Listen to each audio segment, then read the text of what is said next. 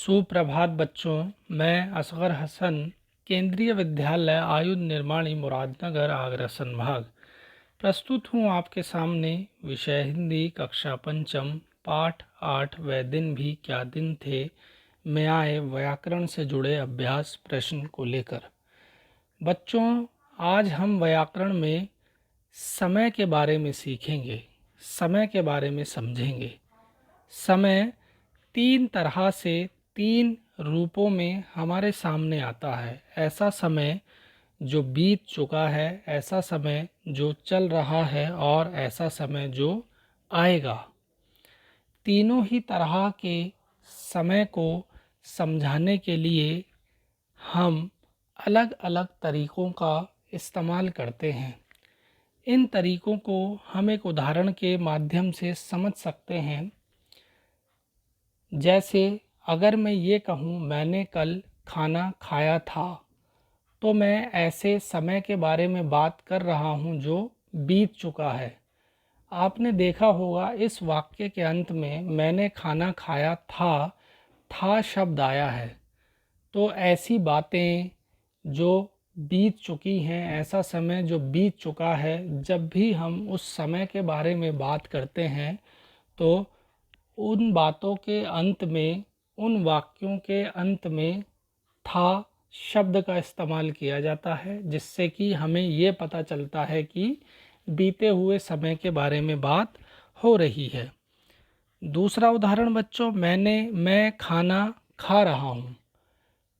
इस वाक्य के अंत में मैंने हा शब्द का इस्तेमाल किया। हा शब्द जिन वाक्यों के अंत में आता है उससे हमें ये पता चलता है कि ऐसे समय की बात हो रही है जो समय चल रहा है। ना तो वो ऐसा समय है जो बीत गया है और ना वो ऐसा समय है जो आएगा। वो ऐसा समय है जो इस वक्त हमारे साथ है, हमारे सामने है और जो चल रहा है। तो ऐसे समय को समझाने के लिए, ऐसे समय को बताने के लिए, ऐसी बातों को बताने के लिए जो बातें इस समय में चल रही हैं, हम उनके अंत में, उन वाक्यों के अंत में, उन बातों के अंत में हा शब्द का इस्तेमाल करते हैं। हा, हूँ। तीसरा उदाहरण बच्चों, मैं खाना खाऊंगा। इस उदाहरण में आपने देखा होगा अंत में गा शब्द का इस्तेमाल हुआ है। तो ऐसी बातें, ऐसे वाक्य, ऐसी चीज़ें जो भी हम समझाना चाहते हैं, बताना चाहते हैं या कहना चाहते हैं ऐसे समय के बारे में जो आने वाले समय में होनी हैं या जो ना तो हुई हैं अभी, ना हो रही हैं, वो अभी होंगी। तो ऐसी बातों को समझाने के लिए उन बातों के अंत में, उन वाक्यों के अंत में गा, गे, गी इन शब्दों का इस्तेमाल किया जाता है, जिससे हमें यह समझ में आता है, ये पता चलता है कि ये बातें आने वाले वक्त के बारे में हो रही हैं। तो बच्चों, आपको समझ आया होगा कि जिन बातों के, जिन वाक्यों के अंत में था शब्द आता है शब्द आता है और गा, गे, गी शब्द आते हैं, वह बातें किस समय के बारे में हो रही होती हैं। तो इसी से जुड़ा हुआ एक अभ्यास प्रश्न आपकी पुस्तक में दिया गया है, आपकी किताब में दिया गया है, जिसका शीर्षक है था, है, होगा। इस शीर्षक में सबसे पहला जो भाग है उसमें दिया गया है एसिमोव की कहानी 2155 यानी भविष्य में आने वाले समय के बारे में है। फिर भी कहानी में थे का इस्तेमाल हुआ है जो बीते समय के बारे में बताता है। ऐसा क्यों? थे का इस्तेमाल इसीलिए हुआ है, भले ही कहानी भविष्य में आने वाले समय के बारे में है, लेकिन कहानी में ऐसी बातें, ऐसे समय के बारे में बताया जा रहा है जो समय बीत चुका है, इसीलिए इसमें थे शब्द का इस्तेमाल हुआ है। और दूसरे में देखें, जब मुझे डर लगा था मैं छोटा था, इस शीर्षक से जुड़े किसी अनुभव का वर्णन करो। दो शीर्षक दिए गए हैं, जब मुझे डर लगा था, मैं जब छोटा था। इसमें से किसी भी एक शीर्षक को आप लेकर इस शीर्षक से जुड़ी हुई बातों को लिखिए, और जब आप इन बातों को लिखेंगे तो आप पाएंगे कि आप ऐसे समय के बारे में लिख रहे हैं जो समय बीत चुका है, जो समय गुज़र चुका है। और आप ध्यान देंगे, आप समझेंगे कि ऐसे बातों के बारे में, ऐसे समय के बारे में था शब्द का इस्तेमाल किया जाता है। 2 का खा, तुम्हें मैं शीर्षक से एक अनुच्छेद लिखना है। अपने स्वभाव, अच्छाइयों, कमियों, पसंद नापसंद के बारे में सोचो और लिखो, या किसी मैच का आंखों देखा हाल ऐसे लिखो मानो वह अभी तुम्हारी आंखों के सामने चल रहा हो।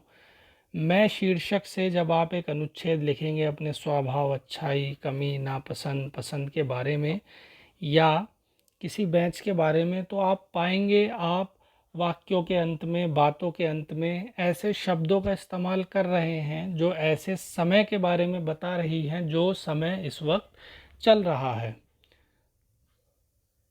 गा, अगली छुट्टियों में तुम्हें नानी के पास जाना है, वहाँ तुम क्या क्या करोगे, कैसे वक्त बिताओगे, इस पर एक अनुच्छेद लिखो। तो आपकी छुट्टियाँ होने वाली हैं, उन छुट्टियों में आप नाना नानी, दादा दादी के घर जाएंगे, तो आप वहाँ पर जाकर क्या करेंगे, आपको वो सभी बातें लिखनी हैं। आपको अपनी प्लानिंग शेयर करनी है, बतानी है, अपनी योजना, अपनी प्लानिंग के बारे में, क्या क्या आप करेंगे नानी के घर।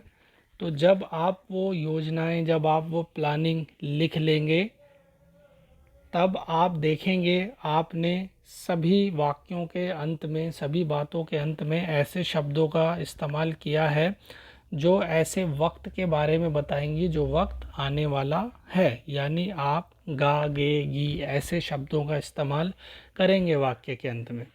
तो तीनों ही उदाहरणों को, का, खा और गा, जब आप कर लेंगे, जब आप लिख लेंगे, तो आपको समझ में आएगा समय के बारे में, किस तरह हम समय के बारे में बताते हैं, किस तरह हम समय के बारे में समझाते हैं।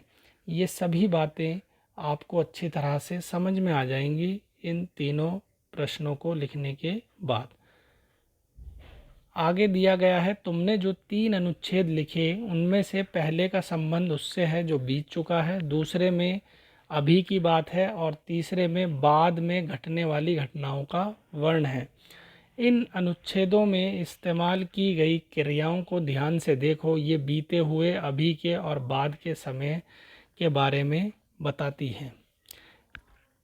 तो जब आप इन अनुच्छेद को लिख लेंगे बच्चों, और क्रियाएं यानी काम करने वाले शब्दों के बारे में आपने पढ़ा होगा, पहले काम करने वाले शब्द जो होते हैं उन्हें ही क्रियाएं कहा जाता है। वही जब आप उन्हें देखेंगे तो आप देखेंगे, उनसे पता चलेगा, उनके साथ अंत में था, है या गागेगी शब्द आएंगे, जिससे आपको समय के बारे में समझ आ जाएगी। समय के बारे में हम किस तरह से बताते हैं, किस तरह से समय हमारे सामने आता है, ये अच्छी तरह से आप समझ जाएंगे। तो उम्मीद है बच्चों आपको समझ में आया होगा।